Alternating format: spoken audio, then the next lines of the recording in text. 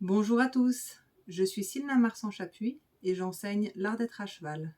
Dans cette vidéo, je vais vous partager pourquoi il est important de comprendre comment fonctionne le cheval dans son milieu naturel et en quoi cela peut nous aider dans notre relation avec lui.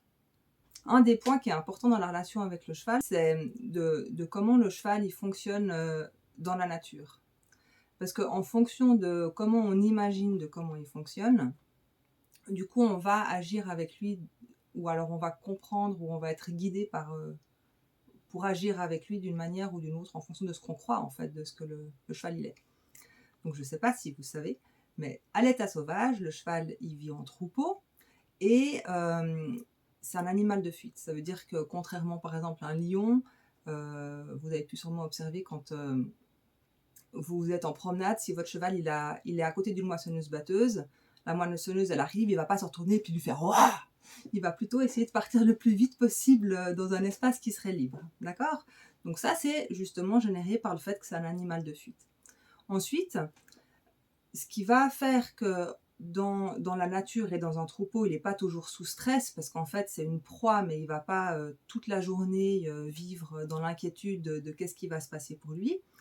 C'est parce que dans le troupeau, il y a un cheval que des fois on nomme le référent, ou le leader, ou le cheval alpha. Ça dépend un petit peu de quelle technique ou de où on vient quand on parle de ça. Ce cheval-là, je vous expliquerai après pourquoi, mais moi j'aime bien l'appeler le sage ou le référent. Donc sa fonction dans le troupeau, à ce sage, à ce référent, à ce cheval alpha, ça, il va pas être le référent parce qu'il décide qu'il veut être plus fort que les autres ou parce qu'il veut montrer que c'est lui le chef ou des choses comme ça. En fait, il va être référent parce que il a comme mission la sauvegarde du troupeau et la sauvegarde de l'espèce. Et donc tous les choix qu'il va faire, ils seront jamais pour lui. Et c'est pour ça que j'aime pas forcément appeler ça le leader, bien que le leader, si on va vraiment dans le mot, c'est le leadership, c'est quelque chose d'intérieur et c'est pas sur les autres. Mais je trouve que des fois chez les humains, quand on parle du leader, on parle un petit peu, ou des fois j'ai eu l'expérience, un leader, des fois on a l'impression que des fois il a un peu du pouvoir sur nous. Dans le troupeau, pour moi, le référent ou le sage, il n'a pas un pouvoir sur les autres, il a un bon sens, il a une sagesse, il a comme un dévouement pour que tout se passe bien pour tout le monde. Et donc quand lui il se dit qu'en fait il faudrait partir à quelque part parce qu'il y a une jument qui va mettre bas et que l'endroit où il est, ils sont pas bien, ils sont pas en sécurité ou c'est pas assez propice à ça, les autres chevaux, en général, ils vont forcément le suivre. Si par exemple il y avait un cheval qui ne le suivrait pas ou un de poulain comme ça qui veulent faire leur petit jeûne et qui vont se dire ah non moi j'y vais pas, à aucun moment, il va aller les mordre ou leur dire qu'il faut qu'ils l'écoutent parce que ça se fait pas de pas écouter ou quoi que ce soit. Lui, il va partir. Parce qu'en fait, pour la plupart des autres chevaux dans le troupeau, bah, s'il fait pas ça, il fait pas son job.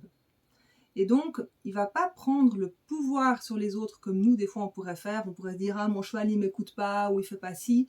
Et donc, du coup, je voudrais qu'il le fasse. Lui, ça va toujours venir de c'est bien pour les autres si je continue jusqu'au bout mon idée.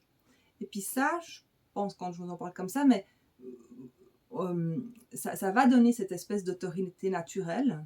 Et puis avec l'autorité naturelle, ça va donner le fait que les autres chevaux, ils vont avoir confiance. Ils vont savoir que si lui, il fait bien son job, que si lui, il n'est pas dispersé parce qu'il y en a un qui écoute pas ou qu'il y en a un autre qui fait chichi avec je sais pas qui pendant ce temps que lui il est en train de prendre la fuite ou qu'il est pas forcément en train de prendre la fuite mais en train d'emmener le troupeau à quelque part, en fait c'est ça qui va amener une certaine sérénité et une homogénéité, une confiance, toutes ces qualités comme ça où les chevaux ils vont se sentir en paix dans le troupeau. Et en fait je vous explique ça parce que quand on travaille avec le cheval, j'imagine que vous voyez bien où je veux en venir, mais c'est à nous de prendre cette responsabilité.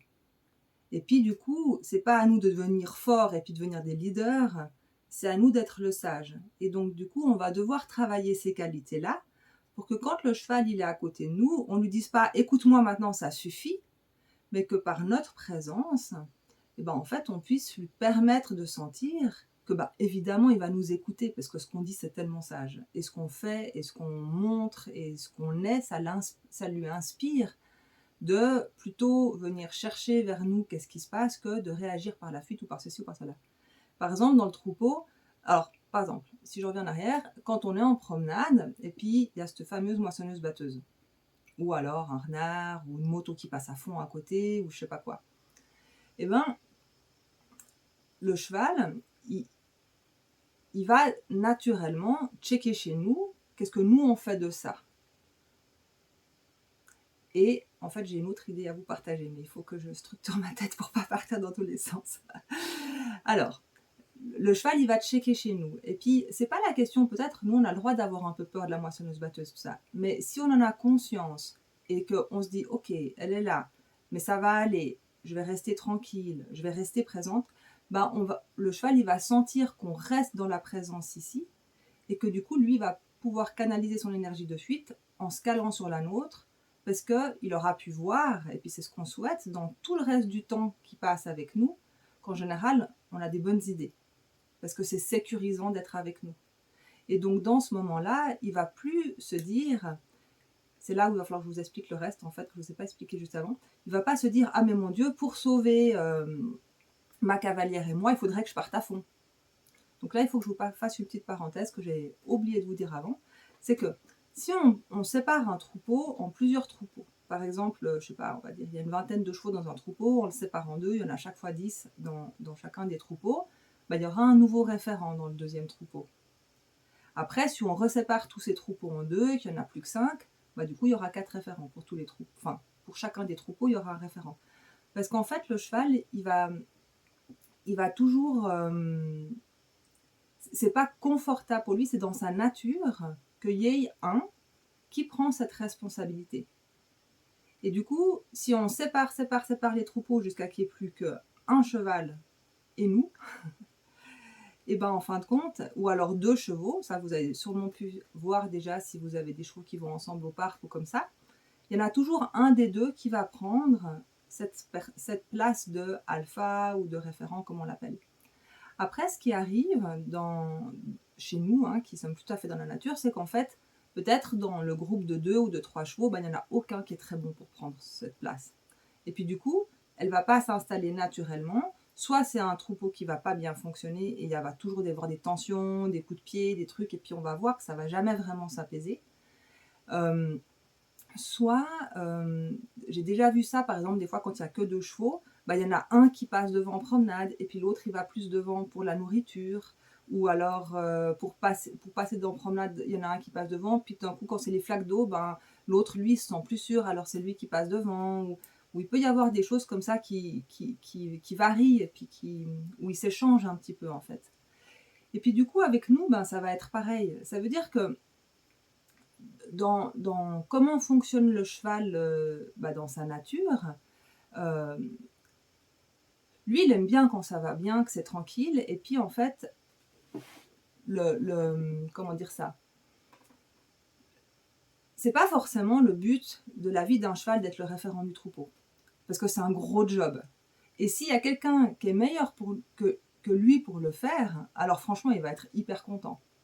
Et donc, du coup, quand des fois, on a cette tendance dans l'équitation de dire « ouais, ton cheval, il te teste », en fait, il ne te teste pas pour t'emmerder, il te teste pour savoir s'il va pouvoir s'abandonner. Et du coup, c'est là où, quand il teste, on va lui dire « mais oui, c'est bien, viens, t'as raison, viens tester, regarde, c'est ok, je peux te mettre du cadre, t'aimer, être relax, pas m'énerver. » Et donc, du coup, j'ai toutes ces qualités de la référence. Et puis, en fonction du caractère du cheval, il va tester d'une manière, il va tester d'une autre, ou il ne va pas tester du tout. Des fois, il y a des chevaux qui sont des très bons référents qui, du coup, ne vont pas tester du tout, parce qu'en fait, eux, ils se sentent assez bien dans leur basket pour, si jamais, nous protéger en promenade, s'enfuir, parce qu'ils ont bien compris que chez nous, ça ne servait à rien. Donc, il y a des chevaux comme ça, des fois un peu plus âgés. Ce n'est pas souvent le cas des jeunes chevaux. Mais en tout cas, si on a un problème et puis qu'un cheval il veut pas nous suivre, ou qu'en promenade il veut faire demi-tour, ou des choses comme ça, ça dit un petit peu de notre relation avec le cheval, que ça dit de cette relation avec le cheval qu'en fait, pour lui, dans sa sensation, c'est pas forcément que c'est garanti que nous on va pouvoir lui sauver la vie tout le temps. Voilà. Et donc c'est pour ça que j'avais envie de vous expliquer ça, parce que du coup de comprendre ça, ben, j'ai l'impression que ça nous permet de... Chaque fois que mon cheval il va faire un truc que je veux pas, puis je vais me dire non mais quand même il a déjà passé 25 fois ici ou je sais pas quoi, bah plutôt que de lui dire mais pourquoi tu fais ça ou quoi, de juste revenir en soi et puis de se dire bah tiens s'il fait ça, ok, comment moi je peux reprendre ma place, comment moi je peux être inspirante pour lui à ce moment-là, et puis lui envoyer cette qualité qui va faire qu'en fait il va pouvoir se poser, qu'il va être rassuré. Être rassuré, ça ne veut pas dire aller taper sur l'encolure de son cheval et puis lui dire t'inquiète pas, ça va aller. Parce que, en fin de compte, souvent on fait ça pour se rassurer nous. Pour rassurer le cheval, on a meilleur temps de se dire ouais, t'as raison, j'ai vu, moi ça me fait aussi super peur, mais t'inquiète pas, je vais respirer, je vais prendre ta peur en compte, je vais rester là tranquille, je vais observer, si j'avais, je vais mettre ma main pour dire à la moissonneuse-batteuse qu'il ne faut pas qu'elle passe, ou je vais prendre cette place-là justement énergétiquement qui fait que euh, qu'en fin de compte le cheval il va se sentir entouré par cette présence qui a une certaine puissance et puis qui peut contenir sa peur à lui. Par exemple aussi quand on est en promenade ou dans des moments avec les chevaux, quand tout d'un coup il faut sortir du parc ou partir avec le van, ou en fait dans toutes les situations de la vie. Je pense que chaque personne qui écoute, ça va peut-être faire référence à elle à un moment où elle se rappelle qu'il y avait ces enjeux-là.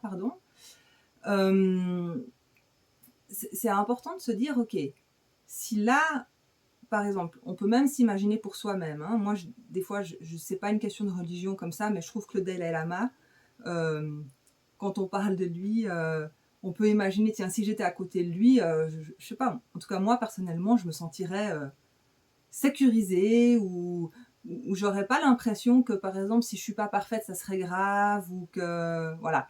Mais c'est pas du tout une question de religion, c'est juste pour avoir une image, je crois que c'est quelqu'un que tout le monde à peu près sait qui c'est. On peut imaginer qui c'est.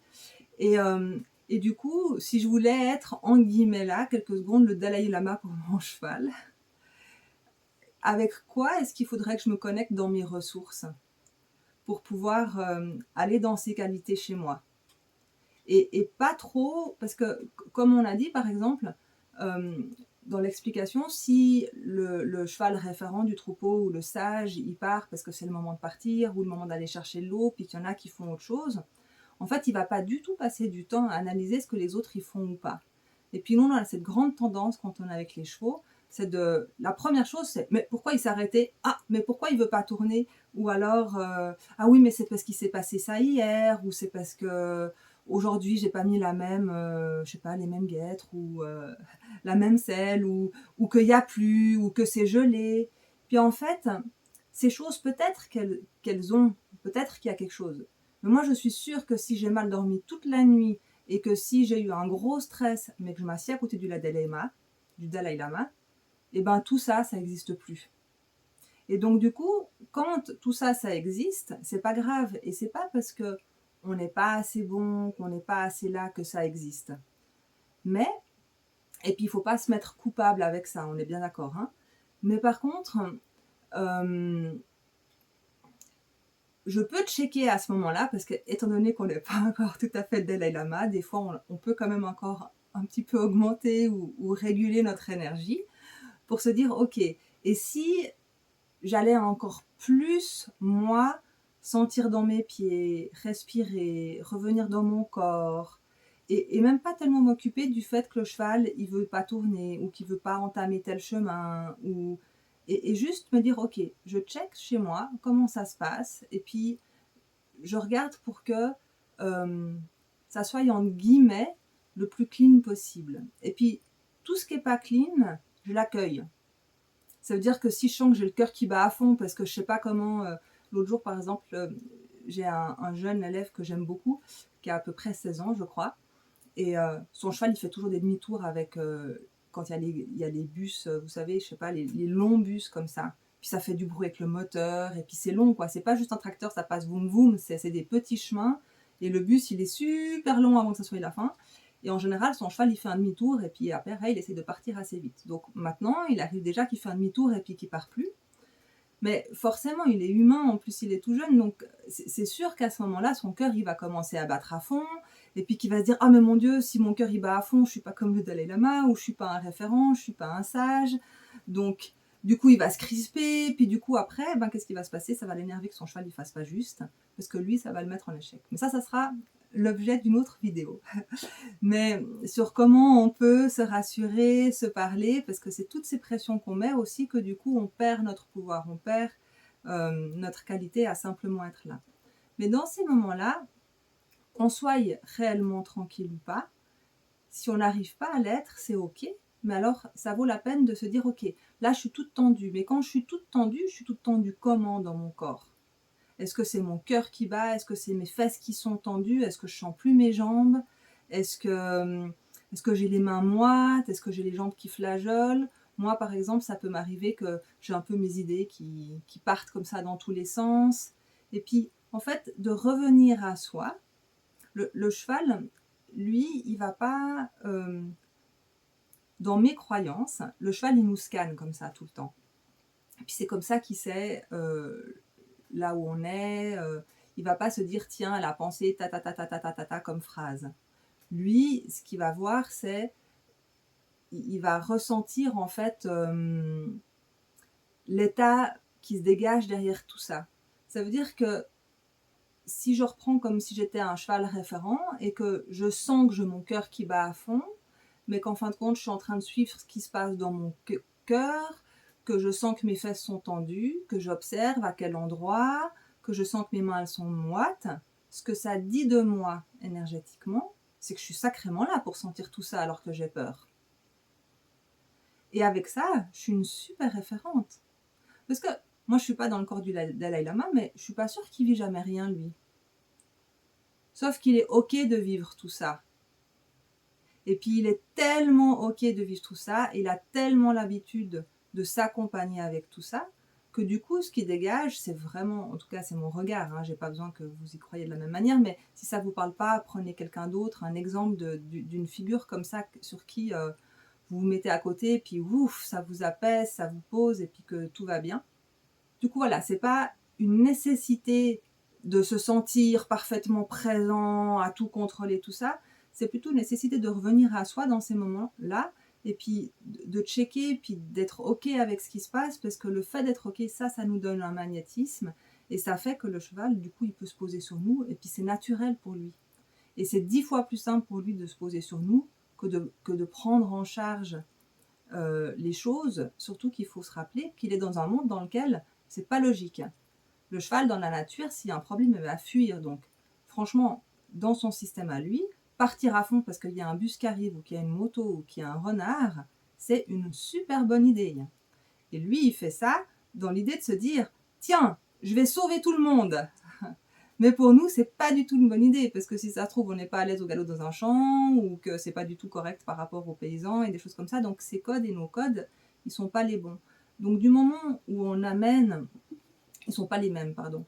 Du moment où on amène le cheval dans notre monde, alors on doit prendre la responsabilité de petit à petit, hein, c'est pas qu'après il faut se flageller parce qu'on n'y arrive pas comme ça en claquant des doigts, mais que petit à petit, en fait, on va pouvoir lui permettre de se sentir en sécurité, parce que nous, on remplit ce rôle qu'il a besoin, et que d'être à côté de quelqu'un qui est inspirant, qui est le sage, dans lequel il peut se poser, dans lequel il peut avoir confiance. Voilà pour cette première vidéo. À tout bientôt!